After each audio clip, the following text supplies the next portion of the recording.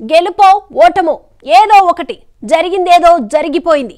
ఎన్నికలైతే అయిపోయాయి. ఇప్పుడు మనకు కొంత రెస్ట్ అవసరం అంటూ ఇప్పుడు చాలా మంది లీడర్స్ రెస్ట్ మోడ్లోకి వెళ్ళిపోయారు. కానీ ఒక లీడర్ మాత్రం రెస్ట్ లేకుండా తన జిల్లా మొత్తం కలియ తిరుగుతూ క్యాడర్లో ఒక జోష్ నింపే ప్రయత్నం చేస్తున్నారట. ఇంతకీ ఎవరా leader? Take a look.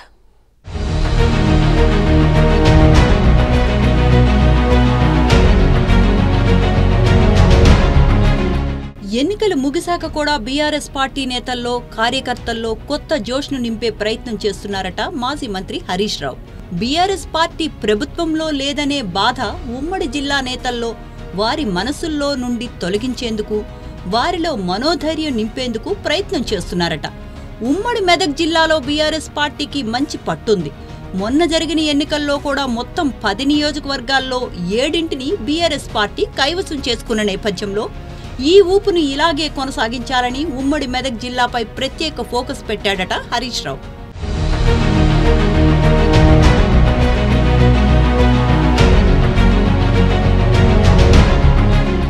Party అధికారంలో ఉన్నప్పుడు కార్యక్రమాలు ఎలా జరుగుతాయో ఇప్పుడు కూడా అలాగే కొన్ని కార్యక్రమాలను చేపడుతూ నిత్యం ప్రజల్లో ఉండేలా ప్రణాళికలు రూపొందిస్తున్నాడట హరీష్. ఇప్పటి వరకు రాష్ట్రంలో ఎవరూ చేయని విధంగా గెలిచిన ఎమ్మెల్యేలతో కృతజ్ఞత సభలు పెట్టిస్తున్నారు.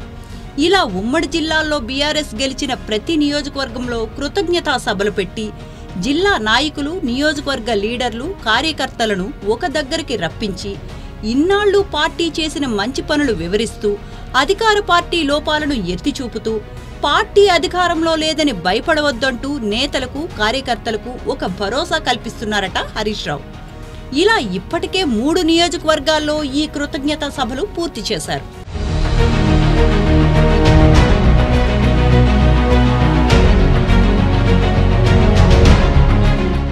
హరీష్ చేస్తున్న ఈ ప్రయత్నాల వల్ల, ఈ కృతజ్ఞతా సభల వల్ల మరో లాభం కూడా ఉందంటున్నారు రాజకీయ విశ్లేషకులు.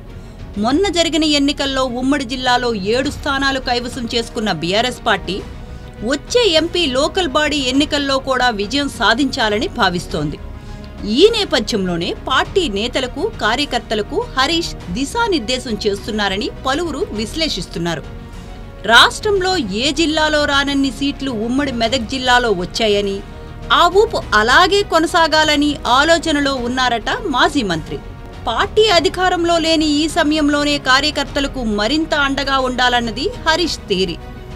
ఎస్ఓ కార్యకర్తలకు భరోసా ఇవ్వాలని జిల్లా నాయకులను కూడా ఎప్పటికప్పుడు అలర్ట్ చేస్తున్నారట.